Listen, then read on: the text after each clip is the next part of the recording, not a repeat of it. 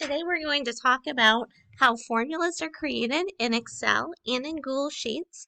It's fairly similar to what you do in math class, but the big difference being the equal sign comes first. So normally in math you would say 4 plus 2 equals 6. But in this case, we're going to say equals 4 plus 2.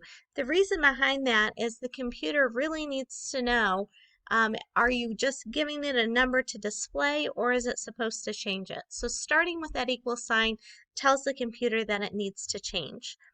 If you're doing an operation like adding, you use the plus symbol. Subtraction is the minus symbol. It gets a little bit different when we multiply and divide. The multiply button is an asterisk, and you get that by going ahead and clicking on Shift 8.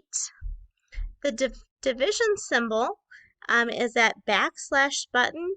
That shares a space with a question mark, but you do not need to press Shift to get that to happen. If you're interested in knowing, Microsoft Excel and Google Sheets can also do exponents. This is the exponent symbol here. That is 3 squared, or 3 to the power of 2. And that little upward exponent caret is Shift 6. And then it's also pretty amazing because Excel and Google Sheets are programmed to use PEMDAS as well.